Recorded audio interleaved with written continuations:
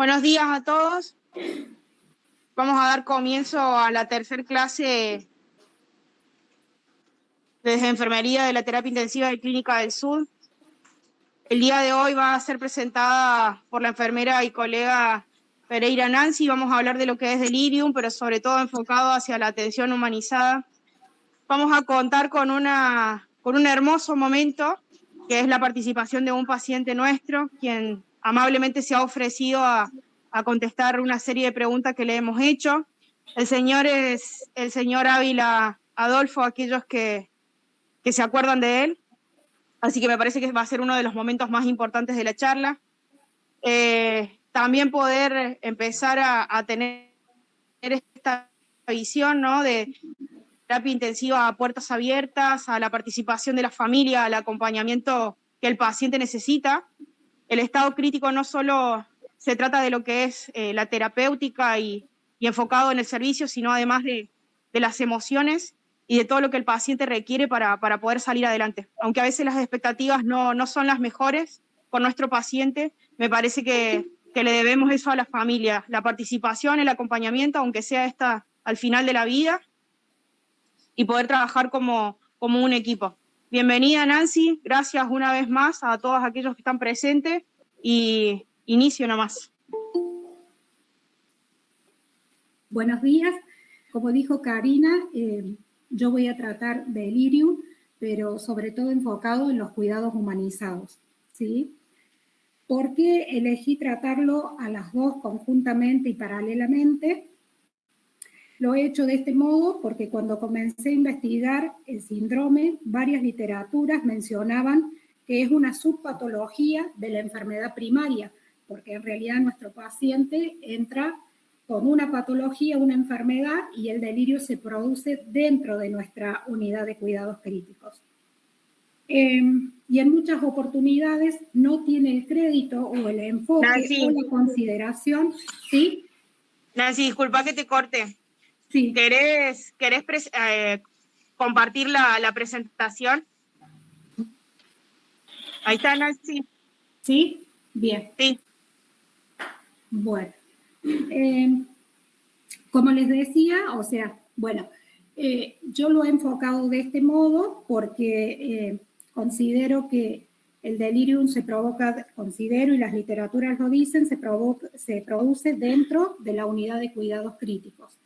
Y como dijo Karina, lo fundamental es el acompañamiento muchas veces de la familia dentro, que eso nos podría ayudar, tanto sea nosotros los profesionales, con ellos y a ellos mismos también.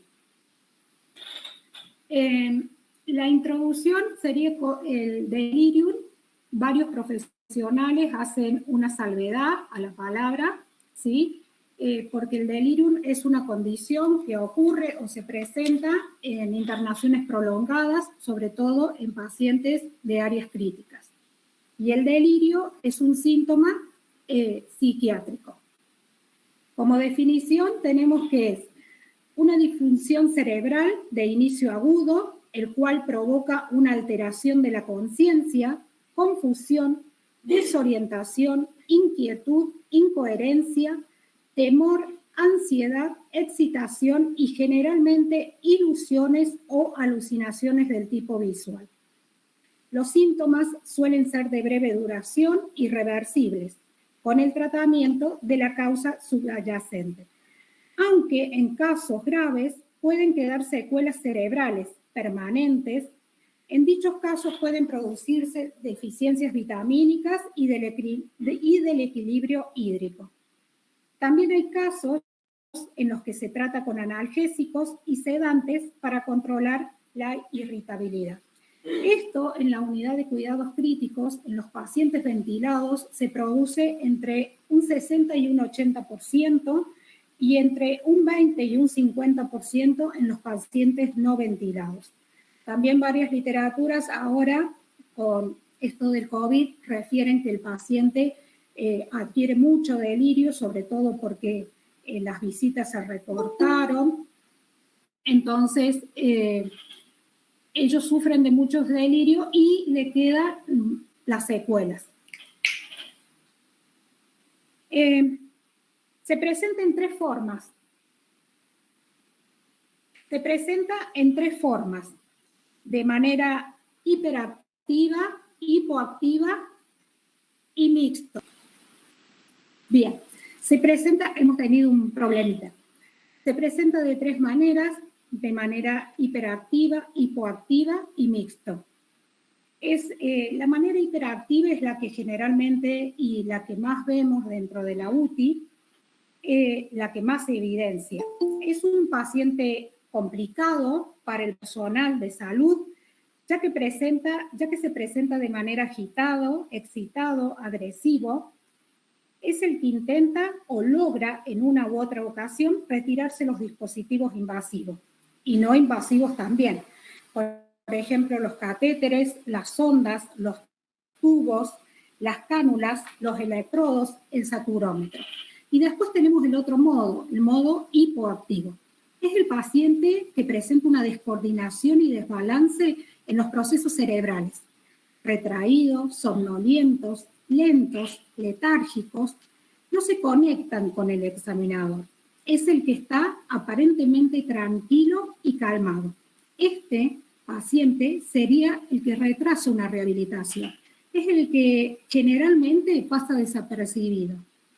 Y tenemos el mixto, que es el que fluctúa entre el hiperactivo y el hipoactivo. En el día, este paciente está hipoactivo y durante la noche está hiperactivo. ¿Cuáles son los factores que lo desencadenan? Tenemos la estadía en la UCI, la edad, las intoxicaciones y patologías múltiples y la sedación. Como la edad generalmente se produce en los ancianos, la sedación, el uso de benzodiazepinas en alto uso exacerba el síndrome. Por eso siempre se recomienda una utilización correcta. Una intoxicación, inhalación de distintos tipos de gases, metales o fármacos. Patologías múltiples, por ejemplo, una inflamación del sistema nervioso central, falla multiorgánica, amputaciones, el posoperatorio, el estado psicológico previo del paciente o la suspensión u omisión de su medicación habitual. El dolor y el estrés también generan el delirio. ¿Qué es lo que aumenta el riesgo? Aumenta el riesgo de el tiempo de estadía hospitalaria, se prolongan los días de internación de este paciente, las infecciones intrahospitalarias, las neumonías, las miopatías, las autolesiones, las lesiones al personal tratante y el aumento de los costos, porque esto requiere mayor tiempo de internación, entonces aumentan los costos. Entonces, ¿qué se podría decir del delirium? Que no es normal, es esperable que ocurra, pero es prevenible en muchas ocasiones. Como proceso de atención de enfermería, decimos que es un método sistemático para brindar cuidados humanistas centrado en el logro de los objetivos. Como valoración en un paciente de delirium, ¿dónde valoramos esto? En un recibo y entrega de guardia, cuando mi compañera me pasa los signos vitales, en qué grado de escala, en qué escala está, la medicación recibida, el nivel de orientación, el confort, el dolor, la analgesia que se está administrándose a este paciente, el patrón sueño-descanso, cómo ha sido. Y otro recurso más que tenemos son las notas de evolución de enfermería, y ahí se vuelca toda la información anterior para hacer un seguimiento posteriormente.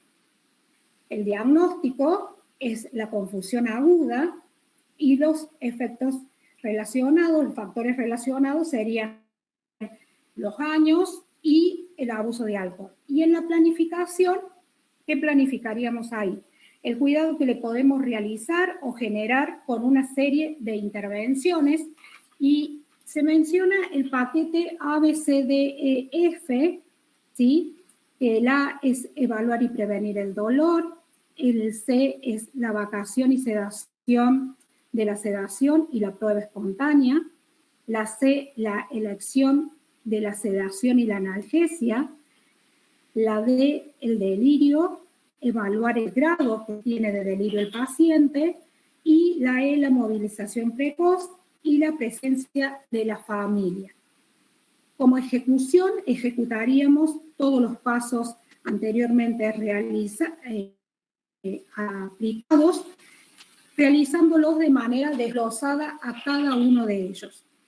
Y la evaluación comprobaríamos a través de un seguimiento de las intervenciones realizadas que nos permite evaluar si estamos empleando o aplicando en pro o en detrimento del paciente. Por ejemplo, evaluaríamos el patrón del sueño, el estado de la conciencia y el control del pensamiento distorsionado. Para englobar todas estas acciones propuestas por el proceso de atención de enfermería, debemos establecer como rutinario el estado mental de la persona, considerar el delirium como un signo vital, detectar oportunamente el delirium impacta directamente sobre la calidad del cuidado, reduciendo los efectos negativos. ¿Cómo se presenta el síndrome en un paciente lúcido y en un paciente con asistencia respiratoria mecánica? En el paciente lúcido, como dijimos anteriormente, y es lo que más nos llama la atención, es cuando observamos al paciente que se encuentra agresivo, inquieto, ¿sí? Está en un estado continuo de alerta. Está temeroso, con un rostro desencajado muchas veces, y algunas veces, como dijimos anteriormente, en la fase en la que se presenta de modo hipoactivo, letárgico. Y después tenemos el paciente que está ventilado. ¿Qué vamos a hacer con este paciente? Vamos a valorar y a monitorizar y estar alerta a cualquier signo de alarma que nos puede indicar que el paciente no se encuentra en un estado confortable, ya sea porque está asincrónico del respirador mecánico o porque presenta signos de dolor o malestar. Valorar e informar sobre valores de analgosedación infundidos si los tuviere, porque hay muchas veces que tenemos nuestros pacientes en asistencia respiratoria mecánica y no fundamentalmente están con sedación. Controlar la postura, que no sea inadecuada, el acodamiento, que muchas veces nos ha sucedido, el acodamiento de las ondas, ¿sí? Que esto nos ha pasado, eso tendríamos siempre que estar controlando eso. La distensión abdominal y valorar los dispositivos invasivos, ya que los dispositivos invasivos, llamémosle cánula endotraqueal, sondas, tubos endotraqueales, también producen dolor. En ambos casos, si es posible también conocer el estado previo del paciente en cuanto a su medicación habitual, debido a que también pueden presentar abstinencia iatrogénica. Bueno, para nosotros en la UTI, la escala más conocida es la escala de RASS, ¿sí? Pero hay tres más, una es un paquete de dos más y otra es un paquete de medidas, ¿sí? La escala de RASS es la que más utilizamos, como dije anteriormente, es una escala utilizada en los cuidados críticos para evaluar el grado de sedación y agitación en el paciente, determinada por una puntuación que oscila entre -5 a +4. La CAMIQ es una escala para valorar el delirium en el paciente crítico que acompaña paralelamente de la escala de RASS, que valora el comienzo agudo o fluctuante del delirio, valora la disminución de la atención, valora la alteración de la conciencia y valora las alteraciones cognitivas. Y después tenemos la escala CIPOD, que es una escala de analgesia. Es una escala del dolor en pacientes críticos, generalmente no comunicativos, con o sin intubación. Incluye indicaciones de comportamiento, que son la expresión facial, los movimientos del cuerpo, la tensión muscular, la adaptación al ventilador. Y después tenemos un paquete de medidas, como lo mencioné anteriormente, que es el ABCDEF. Es un paquete de medidas dentro de la unidad de cuidados críticos que tiene como objetivo que el paciente esté calmo, colaborativo y cómodo, con una excelente analgesia, acompañado por sus familiares y seres queridos. Como medicación, la medicación que se usa dentro de la UTI, tenemos como analgesia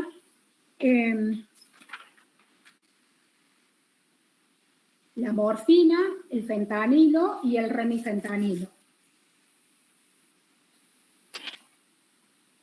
Y como sedantes tenemos el midazolam, el propofol y el Precedex. El Precedex dice en las literaturas que es el que mejor se adecua, ya que el paciente no presenta ¿cómo sería? Bueno, no me sale en este momento, no lo suprime respiratoriamente, ¿sí? Y como betabloqueantes musculares tenemos el pancuronio, el atracurio, que los pasamos por bombas de infusión continua. Después tenemos un abordaje que es el abordaje farmacológico, que son las drogas anteriormente mencionadas, y a eso se le suman los antipsicóticos, la quetiapina, el haloperidol y la risperidona, y también se suma el lorazepam en algunos casos. Y el abordaje no farmacológico es propiciar un ambiente tranquilo y confortable para este tipo de pacientes, un confort acústico y lumínico en horas claves, un buen manejo del sueño y del dolor, silenciar las alarmas prontamente, en algunas personas el apoyo religioso para quienes lo requieran, evitar la sedación profunda, la rehabilitación precoz a nivel motor y cognitivo, y el uso de la tecnología, también a esto, en estos tiempos de pandemia, a ellos los ayuda bastante. Menor cantidad de procedimientos en horas nocturnas, también a esto se le puede sumar unos taponcitos en los oídos, un antifaz nocturno, otorgar anteojos a los que lo usen y audífonos.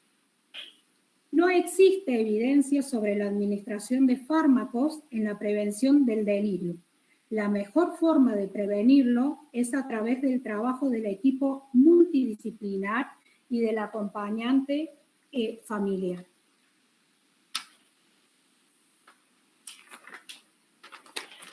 Bueno, esto es en qué lo favorece al paciente la movilidad temprana. ¿Sí? La otra, vamos, eso. A ver, repite. Bien. ¿Cuándo se inicia la rehabilitación y precoz en UCI o cuándo se espera de que el paciente ya pueda comenzar a movilizarse? Bueno, dice que, las literaturas dicen que desde el día de la intubación y desde el día de la ventilación mecánica. ¿Y quiénes participan? El equipo multidisciplinario abordado y liderado por el kinesiólogo, el enfermero y el médico, el cual debe contar con una comunicación efectiva, un compromiso, colaboración y coordinación. Todo esto en pos de evitar o disminuir lesiones a corto o largo plazo y la morbimortalidad. Una de las consecuencias de la no movilización es la debilidad adquirida, miopatía, y que la persona pierde entre el 1 y el 3% de la fuerza muscular por cada día en cama. Esta es una fotografía que saqué de la SATI y cómo la movilización, cómo el cambiar al paciente de postura también lo ayuda en la parte mental. Un paciente sentado al borde de la cama deja de mirar el techo, que eso hay una fotografía muy, muy especial, me acuerdo que yo se la mandé a Karina, me parece, donde el paciente realmente está acostado, está con el tubo y lo que él está mirando es el tubo y parte del techo, ¿sí? Y con esto, cómo a él, el sentarlo a nuestro paciente, cambia la mentalidad, ¿sí? Y abre un montón de posibilidades de hacer otras cosas. Un ejemplo es colocándole una mesa en la medida de las posibilidades y que él comience a hacer cosas habituales. Por supuesto, vuelvo a repetir de nuevo, en la medida de sus posibilidades. Un ejemplo sería que se peine, que se cepille los dientes, otorgarle revistas, ¿sí? Planillas a completar o a pintar. Esto baja su carga emocional y un paso también para disminuir el delirio. Hay una reducción entre el costo y el gasto. Con implementación de medidas simples y económicas se reducen los costos hospitalarios, los días de internación, los gastos ocasionados post-UTI y UCI al mismo paciente y a la familia. El costo hospitalario, mayor requerimiento de elementos, de dispositivos, medicación y uso de recursos humanos. Los días de internación aumentan de acuerdo a la comorbilidad que va adquiriendo por su estadía prolongada. Una de ellas es el delirio. Recordemos que nuestro paciente, mientras más días está internado, ¿sí? No solamente tiene su patología o enfermedad de base, sino que dentro va adquiriendo, debido a los microorganismos que se manejan en un ámbito hospitalario, él va adquiriendo otro tipo de enfermedades sumado a la primaria que tiene. Y el gasto, el paciente y su familia llegan a ocasionarle una enfermedad adquirida, por ejemplo, cuando el paciente se va desde nuestra UCI, ¿qué tiene? Necesita un apoyo psicológico, tiene depresión muchas veces, ansiedad, pánico o un estrés postraumático. Todo esto requiere gastos para él y para la familia, en consulta, en medicación, y también tiene un deterioro motor y cognitivo. Y muchos pacientes, cuando salen de la UTI, salen con deudas. Es también lo que habla, ¿no? Porque genera mucho gasto a la familia muchas veces el tener su familiar internado y el sacarlo, y genera mucho gasto para la familia. Porque como ya sabemos, también el delirio deja secuelas y engloba una esfera bastante amplia. Un paquete de medidas centrado en el bienestar y en el confort del paciente. Una de las medidas sería un listado de una de las cosas que uno pretende o debiese realizar para poder tener menos pacientes con delirio y así optimizar la calidad de los mismos. ¿Cuáles serían este paquete de medidas?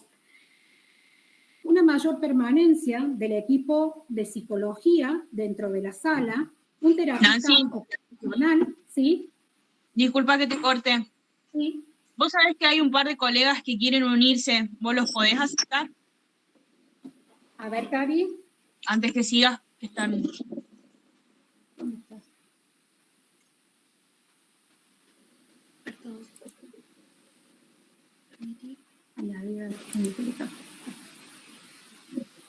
Y ahora, pero seguir compartiendo. Ahí. Bueno, pero ¿en qué página?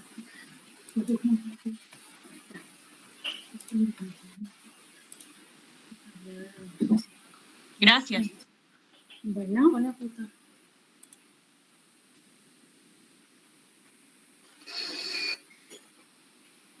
Bueno, Bienvenidos, colegas. como paquetes de medidas sería entonces un listado de una de las cosas que uno pretende realizar o para poder tener menos pacientes con delirio y así optimizar la calidad de los mismos. Sería la mayor permanencia del equipo de psicología, ya que esto a ellos los ayuda mucho, un terapista ocupacional, la incorporación de la familia, así sea muchas veces de manera virtual. Otras medidas serían que tuvieran un calendario, un reloj para ubicarse en tiempo y espacio, una reorientación de parte del personal de salud a lo largo del día, respetar el ritmo circadiano en la medida de lo posible. También en la medida de lo posible, esto me pasó la semana pasada a mí, la verdad con un paciente nuestro, y le comentaba a la doctora, le decía yo, realmente esto no es bueno, pero realmente nuestro paciente se nos tiraba de la cama, realmente se nos iba a tirar, se iba a caer de la cama, ¿no? Pero, ¿qué dice la SATI en uno de los informes que presenta uno de los médicos? Que la sujeción en la medida de lo posible se debería evitar. Estudios confirman que los altera aún más. Esto no es algo que disminuya. Si bien nosotros los estamos protegiendo de que ellos no se tiren de la cama, pero en realidad esto a ellos no los ayuda. Por la mañana, a los pacientes lúcidos, motivarlos a realizarse una higiene del rostro, un cepillado de dientes, tareas habituales que uno realiza en su hogar en horas tempranas. Y tener una analgosedación adecuada, una analgesia adecuada, pizarras, planillas con letras y fotos de familiares, a esto lo ayudaría muchísimo. Estas estrategias multicomponentes, más el manejo ambiental, más el personal empático, ayudaría a bajar los niveles de delirio en los pacientes. El síndrome post-UTI-UCI, el paso por una unidad de cuidados intensivos críticos, es un evento que marca la vida de las personas y las de su familia. Y esto lo comprobé con Adolfo y Roxana, realmente cómo les marcó y cómo cambia la vida de la persona, pero no solamente del paciente, sino de la familia, del entorno que a ellos los rodea. ¿Sí? El delirium deja secuelas. Algunas estadísticas hablan y lo reportan hasta 5 años después de la salida de la UTI. Las consecuencias de la internación son muy importantes y cómo les cambia la vida a estos pacientes. El impacto que tiene abarca una esfera amplia, tanto a nivel social, personal, familiar y el trabajo. ¿Qué reportan? Después de que un paciente ha salido de la UTI o de la UCI, un deterioro cognitivo, la debilidad muscular, el deterioro motriz, la falta de atención, el estrés postraumático, los problemas para conciliar el sueño, la cefalea y fatiga crónica, depresión y el estado psicológico. Un alto porcentaje de estos pacientes no se los trata, como por ejemplo a un paciente que ha sufrido un traumatismo craneal. Estos pacientes vuelven a su casa y se les dificulta volver a sus tareas habituales. Un estudio hecho en La Plata revela que un mes después de salir de la UCI, el 12% pudo volver a las tareas habituales de tiempo completo. Y a los 12 meses, el 31% volvió a las tareas habituales de manera completa. El deterioro cognitivo que presentan estos pacientes, no hablamos de un paciente desorientado, no. La persona está orientada, dialoga normalmente, pero cuando los profesionales en el tema les realizan ciertos estudios y procedimientos, por ejemplo, no pueden seguir la secuencia de ciertos programas en los que requieren de pensamiento y razonamiento. Entonces ellos manifiestan, ellos refieren, dicen que no lo pueden hacer. que no pueden prestar atención y que se sienten lentos. La UTI y la UCI a puertas abiertas, una reivindicación de la dignidad de las personas. UCI con H es un proyecto creado en el año 2014 por el doctor Gabriel Heras y que se ha ido extendiendo a distintos países en el mundo, el cual trascendió a abrir las puertas de la UCI para que las familias acompañen a su familiar enfermo y promover un trato empático del personal de salud. Abrir las puertas de la UCI es humanizar el cuidado de manera íntegra. El objetivo se enfoca en mejorar algo que no se ve, la emoción, la satisfacción y los sentimientos.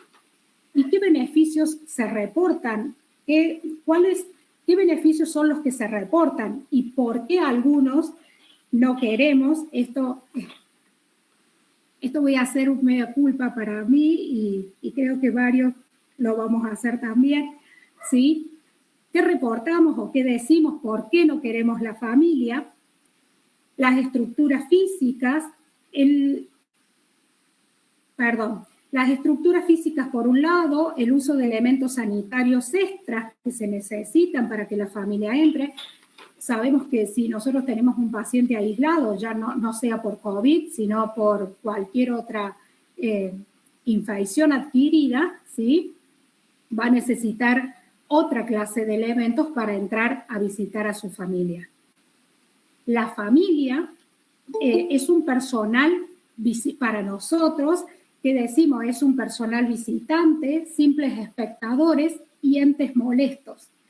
Describen que los horarios de visita afectan al paciente e impiden el descanso. Intervenciones y cuidados de enfermería retrasados. Y lo bueno y lo que sí se reporta al haber abierto las UCIs, se reduce la ansiedad, disminuye la confusión y agitación, lo que se relaciona con menos presencia de delirio. El apoyo emocional minimiza el dolor, el aburrimiento y da ánimo al paciente. Mejora el estado de ánimo, el familiar se lo invita a colaborar, a participar en las acciones y en los servicios básicos hacia el paciente. En higiene, masajes, lectura, el familiar presente le aporta confort y le brinda soporte al enfermo.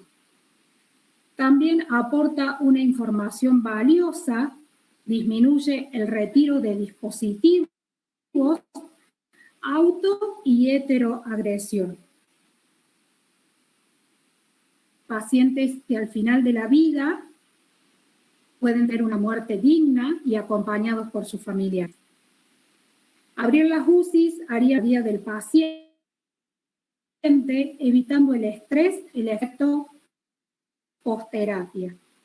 Con la pedimos a nuestros pacientes que se le brinde esa medicación que va más allá de nosotros y es el cariño de tener cerca un ser querido que eso también cura. Y como medida económica, es una medida económica fácil de implementar, el cual requiere grandes retos como la disposición del personal, el cambio de mentalidad y la educación a las familias para hacerlas parte del equipo en el proceso de recuperación. Y para nosotros es una oportunidad innovadora para el mejoramiento de los cuidados críticos. Si bien esto se ha extendido a muchos países, en la Argentina solamente encontré 2 instituciones, ¿sí?, que tienen las UCIs a puertas abiertas. Una es el Hospital Italiano, que implementó este proyecto. Esta UTI tiene 40 camas y que al internarse el paciente, el familiar cuenta con una tarjeta identificatoria, el cual le permite entrar y salir cuando lo desee, excepto en casos de realización de ciertos procedimientos. Los enfermeros estamos en contacto permanente con los familiares, los cuales les dan las pautas para que puedan participar del cuidado. De esta manera colaboran activamente en la recuperación de su ser querido. Y después hay otro hospital en Salta, el Arturo Oñativa, también se sumó a este proyecto con una capacidad de 12 camas. Brinda a la familia la oportunidad de contribuir a la recuperación del paciente, el cual tiene un efecto doble positivo tanto en el enfermo como en los profesionales, generando una mejora en el vínculo, cercanía y comunicación.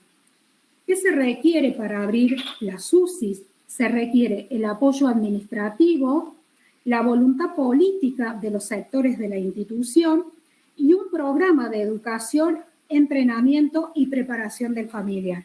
Porque no es que se abren las puertas y la familia entra directamente, no. El familiar necesita, como lo dije anteriormente y como dicen los profesionales del Hospital Italiano, ellos dicen que el familiar en el momento en que ven o que visualizan la urgencia, inmediatamente se retiran o ante ciertos procedimientos ellos saben que tienen que salir y solos lo hacen, ¿sí?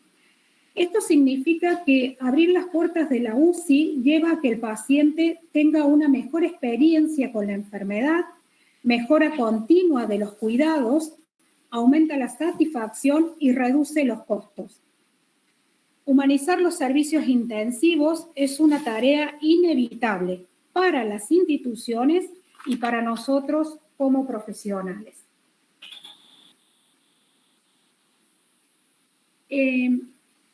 Bueno, como dijo Karina en el comienzo, yo tenía dos pacientes a los que quería entrevistar.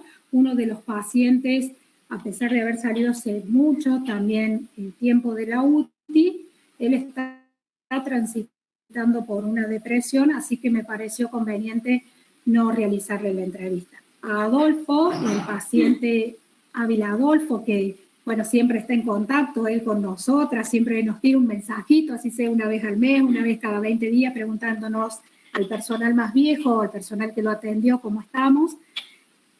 Le pregunté, le dije si quería la entrevista, él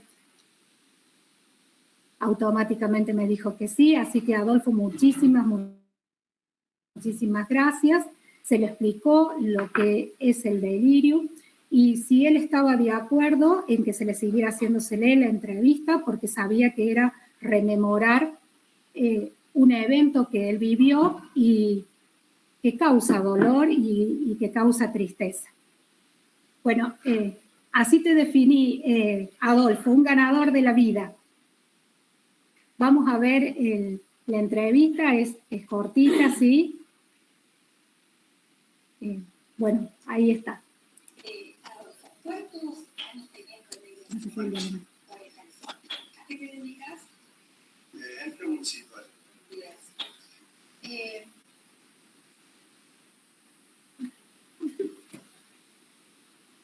fue lo que pasó? ¿Por qué exageraron? ¿Cuál fue la enfermedad? Así. Una célula. Isquémico o morático.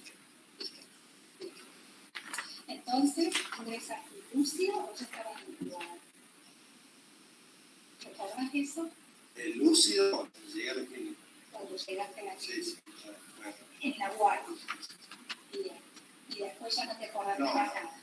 No recuerdo.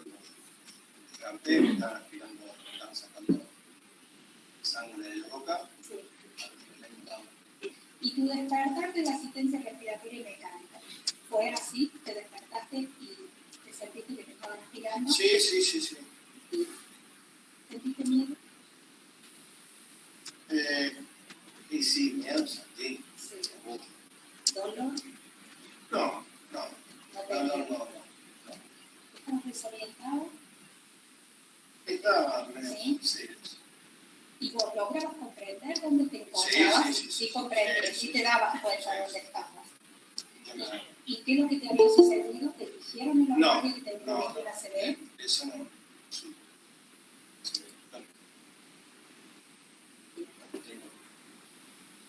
Una vez despierto, Y en el tiempo en el que se extendió tu internación, ¿cuánto tiempo estuviste internado? 3 meses. 3. 3 meses. ¿Cómo te sentiste? ¿Cómo sentiste el vivir el día a día dentro de la Yo, por ejemplo, era consciente de lo que me había pasado. Me daba cuenta, sí. ¿Vos te dabas Sí, cuenta sí, de lo que me te daba había cuenta de sucedido? lo que me había pasado. Sí. Y, por ejemplo, a ver, de los dispositivos que te rodeaban dentro, alrededor tuyo, ¿sí? Las alarmas, Sí, sí. el respirador, las bombas, ¿sí? ¿Qué pensabas vos de eso? Las alarmas, por ejemplo, cuando sonaban las alarmas, ¿qué pensabas? Yo, no sé, siempre escuchaba como por ahí le llegaba alguna ambulancia o la cabeza, sí, tanto. Vos, a ver, en ese momento que vos sentías eso, ¿vos qué pensabas? ¿Que te ponías grave o que se te había salido positivo, tanto sea los electrodos, los saturómetros? ¿Qué pensabas vos cuando sonaba? No, estaba súper tranquilo, yo me daba cuenta que por algo estaba con ese aparato que traía en mi cabeza, y me había pasado nada mal. Era consciente de lo que me había pasado. Sí. Bien. ¿Estuviste contenido? ¿Se te Sí. contuvo de las manos, de los brazos? Sí. Veía como si me vean la persona. Por nombrar a alguna persona, un daño que falleció, si me decimos que estamos bien. Nada, bueno, yo digo, pensar que uno está en una bolsa, cuando sabe que va a salir de ahí. ¿Te hubiera agradado que tu familia te acompañara más tiempo dentro de la UCI y no la hora que tenemos de visita? Familia, bueno, sí. ¿Cómo fue tu regreso al hogar? Sí. Bueno, bien, qué bueno. ¿Hiciste rehabilitación como dijo mi mamá? Hice rehabilitación. Y a la semana que me dio la alta hice rehabilitación. Bien. ¿Cuánto tiempo te llevó la rehabilitación? Yo rehabilitación La ahí. rehabilitación como todo, o sea, a ver, con kinesiólogos para Sí, volver a caminar. sí. Yo lo psicólogo, audiólogo. Y ahora está trabajando, Con rehabilitación. sí. Bien. ¿Y podías comer? ¿Cómo pudiste comer? No. No comías. No, yo tuve una sonda,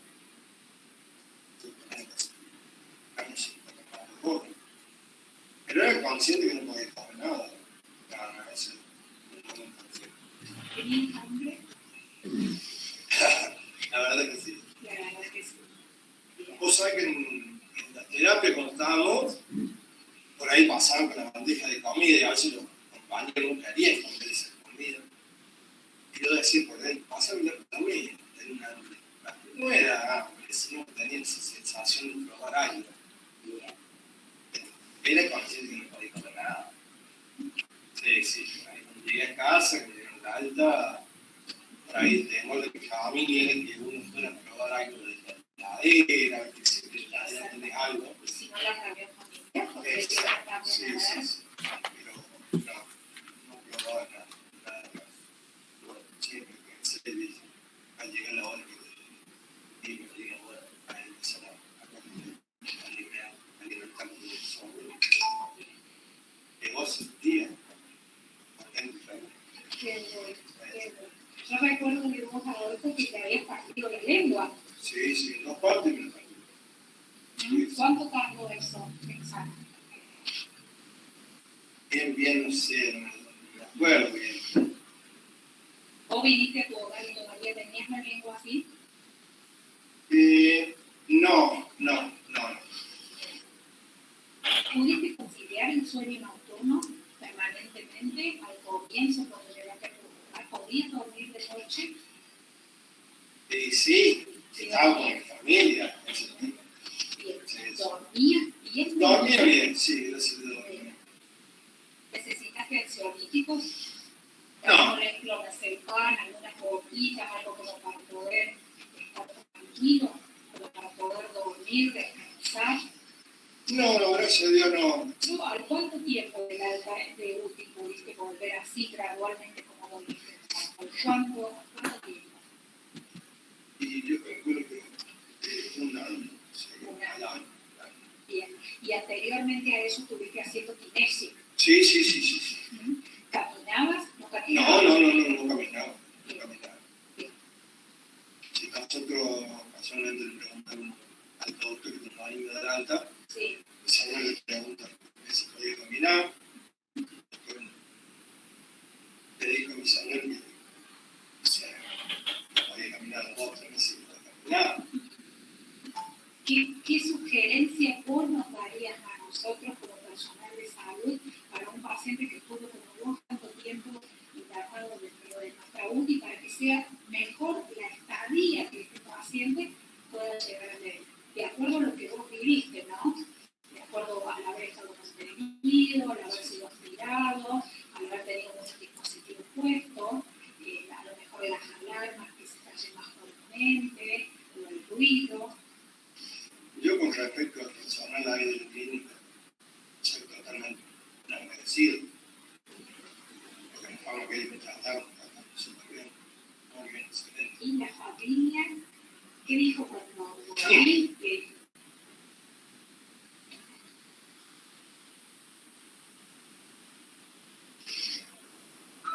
Cuando venía en la ambulancia, cuando me bajaron,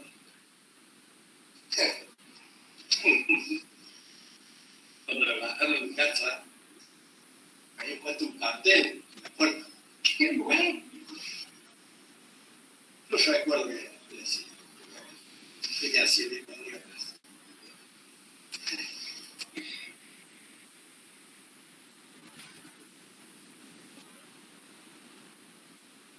Bueno, esa es la entrevista con Adolfo. Él no solamente eso, sino que, bueno, contó otras cosas más, ¿no?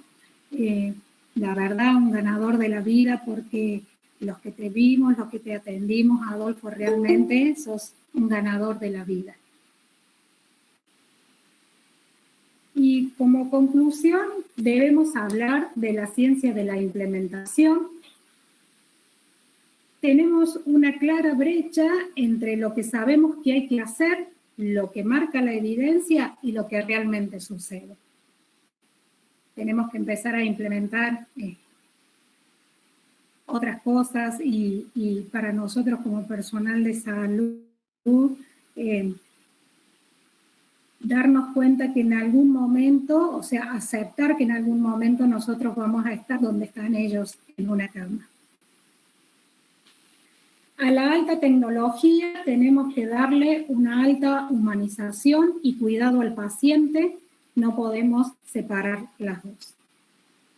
Los agradecimientos son para la señora Karina Morales por el incentivo para este nuevo proyecto, sí, y motivación, seguido de la responsabilidad que ha depositado en cada uno de los miembros de enfermería, y el beneficio y el aporte que nos podemos brindar mutuamente como equipo.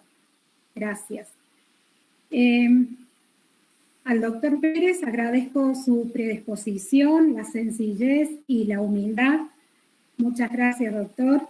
Al licenciado David Amaya, muchas gracias, David, por el material obtenido y por haber dejado que pasáramos las fotitos. A la familia que realmente los cansé con esto y aparentemente acá hay algo que tampoco me terminó de salir, así que bueno, a ellos gracias. A Adolfo y a Roxana por haberme abierto las puertas de su hogar y haber contado lo que fue post-UCI, el año, 2 años que ellos tuvieron que vivir de una manera totalmente diferente a lo que ellos venían viviendo. Y cómo marcó su vida, no solamente la de Adolfo, sino la de su señora esposa y la de sus hijos, cómo marcó el evento ese que él tuvo que vivir en los 4 miembros de la familia. Bueno, esta es la bibliografía de donde se sacó el material. Bueno, muchas gracias. Bueno, Nancy, muchísimas gracias por la presentación. Pudiste abarcar muy bien lo que significa, hacia dónde está la mirada puesta.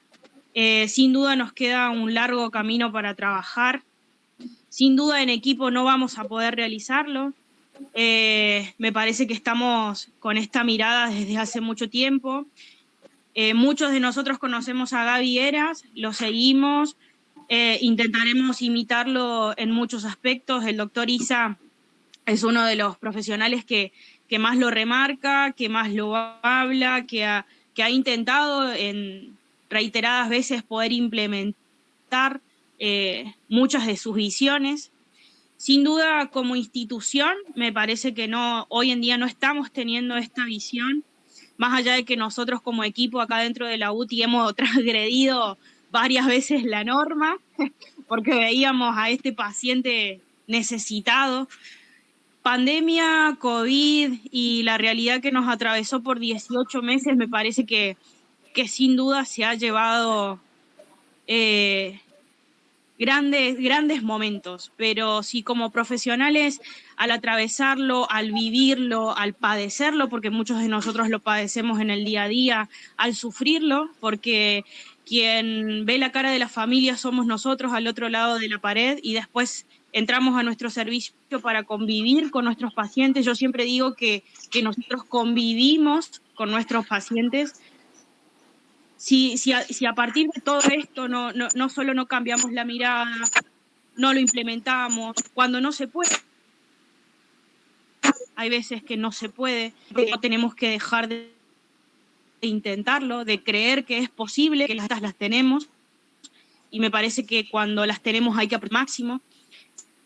Sin duda también está el equipo interdisciplinario que se unió en esta pandemia. Yo creo que muchos compartirán esta visión, desde lo que somos enfermeros, médicos, kine. Levantamos a este equipo gracias justamente al aporte que cada uno pudo realizar. En aquellos momentos en los que nos veíamos, me parece a mí, un poco perdidos, aturdidos, agobiados, porque muchos de nosotros hemos padecido esas sensaciones. Es cuando mirábamos al equipo de nuevo y decíamos, no, vamos a tener que recomenzar. ¿Y cómo lo hacemos? ¿Esto qué pasó? ¿Cómo mejoramos las heridas? ¿Cómo mejoramos las naciones?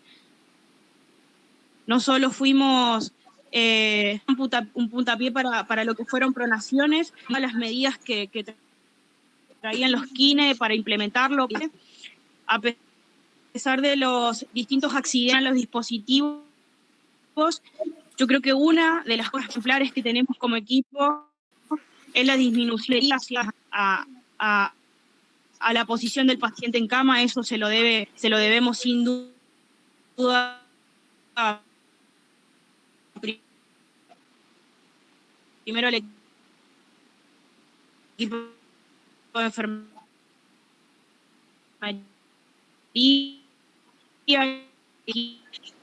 recuperando la constante, la escucha activa, porque en su desconocimiento, que nosotros también lo tenemos, es como dijimos, bueno, sentémonos y veamos cuáles son las probabilidades. Sin duda esto se merece un gran aplauso de todo el equipo que conforma la terapia intensiva, y sobre todo me parece que poner en primera instancia a nuestro paciente, a su necesidad. Yo creo que como equipo médico tenemos un equipo que avanza en lo que es la terapéutica. Nosotros sabemos, vos lo mencionaste ahí, fuimos uno de los pioneros en utilizar Precedex hace algunos años. El beneficio obtenido a través de la implementación de esta droga fue sin duda una de las marcas más importantes que tuvimos, porque cuando lo trajo el doctor Isa decíamos, ¿qué es esto? ¿Cómo lo vamos a implementar? ¿Cuántas ampollas son? ¿Cuál es la necesidad del paciente? Estábamos también en la disyuntiva de decir cuánto tiempo lo usamos, qué sacamos a partir de esto, el ensayo y el error que tuvimos no solo en esta instancia, porque esto fue una instancia pre-COVID, ya hace cerca de 3 años que usamos la medicación. Y después dijimos, bueno, ahí está, en implementarlo, en buscarle la vuelta, en que los docs se sigan capacitando, en que sigan trayendo las novedades y en decir, mirá, esto usaron allá y veamos cómo nos va a nosotros. y ahí estaba la solución. Lo otro también tiene que ver con esto de sin duda no dejar de lado a la familia. Me parece que nuestra mirada nunca estuvo en ese sentido de dejarlos a un lado, sino que a veces cuando se nos atan un poquito las manos y decir, bueno, no contamos hoy en día con esto para poder ofrecer tal cosa a la familia, bueno, la mirada, el pensamiento, las ganas, me parece que nunca hemos dejado esto de decir acompañemos a las familias. En el camino de pandemia se nos han quedado muchos pacientes, pero sin duda, gracias a Dios, porque hay que tenerlo presente, somos profesionales, somos instrumentos y hacemos en el día a día lo que venimos a hacer, que es sacar adelante a nuestro paciente. Sin duda hemos sacado adelante a tantísimos pacientes. Estos pacientes hasta hoy en día siguen no solo nuestra memoria, sino que sin duda algunos de nosotros en las de ellos, su familia se hace presente de incontables maneras. Y me parece que ahí está el resultado de todo este esfuerzo post pandemia. Hoy tenemos un breve bache, descanso de COVID. Nos hemos encontrado con una UTI nuevamente llena, con patologías que siempre hemos manejado. Tener nuestras puertas abiertas otra vez, hoy vemos como muchas veces el movimiento, decimos mira qué caos, y es esto, el movimiento de ver la mirada de ese paciente cuando reconoce la voz de un familiar a través de una máscara, de un barbijo, la caricia, aunque ese paciente no responda a la tomada de mano, él vas a estar bien, y cuando las cosas no vayan del todo bien, me parece que es la sensación de la familia del decir yo estuve ahí también. Y me parece que hacia eso vamos a estar enfocados, seguir luchando por esta mirada que sin duda la tenemos como equipo. No solo muchos vemos reflejado en Adolfo esas emociones, esas lágrimas, porque marca la vida, marca el corazón y queda ese detalle grabado para siempre. Y queda grabado también el equipo que sin duda estuvo, y como equipos vamos a tener los momentos de caída, de cosas que nos salen, pero si seguimos en esto, de seguir intentándolo, de capacitarnos como equipo, de integrar a los demás, no tiene que ver con que tengamos o no la razón, sino más bien de seguir implementando, de escucharnos, porque ahí va a estar la solución, y de creer que es posible, sin duda de creer que es posible. Muchísimas gracias nuevamente. Los invitamos para la próxima charla, prontamente vamos a estar compartiendo lo que sigue, y una vez más, gracias realmente por el día a día compartido, colegas, y a los demás profesionales por unirse, por apoyarnos, por darnos el lugar a trabajar como equipo. Gracias. Sí, Karina y Nancy, una palabra antes que corten. Felicitaciones, Nancy, en primer lugar por la excelente presentación que tuviste. Gracias, doctor Isa. No, por favor. A todo el equipo a través tuyo de enfermería, felicitarlos por el trabajo, obviamente, que siempre recalco que hacen día a día, y por este empuje, esta fuerza que tienen para seguir capacitándose día a día. La verdad que me llena mucho y un gran orgullo poder contar con ustedes. Un privilegio poder contar con ustedes en el equipo. Saludos a Rosana y ahí al Tigre que están conectados. Un abrazo grande a todos. Bueno, antes de irse le quería, agradecer por todo lo que hicieron por nosotros. Realmente es un gran equipo. Para los que los conocieron, para nosotros quedaron grabados todo lo que hicieron por nosotros. Al doctor Isa, que ya se lo he dicho 1000 veces, como profesional, una excelente persona, y fuera de lo profesional también. Los mensajitos que le mando a los 2 segundos me los contesta, y bueno, el equipo de enfermería que lo asistió, realmente agradecida por todo lo que hicieron, por todo, cada momento que tuvieron, cada vez que, a nosotros como familiares se los caían las lágrimas, venían y los acompañaban, los ayudaban, los contenían, y agradecidos por todo lo que han hecho. Realmente es un gran equipo. Los felicito por todo lo que hacen.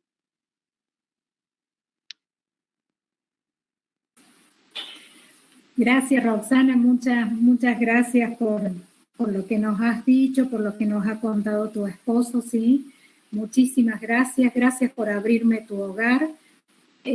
Realmente me sentí muy, muy bien y desde, por lo menos desde mi punto de vista, realmente tener otra mirada y que no solamente se termina en la UCI, el paciente se va y sigue con muchas cosas más y que eso es lo que nosotros tenemos que cuidar. Gracias, Roxana, gracias, Adolfo.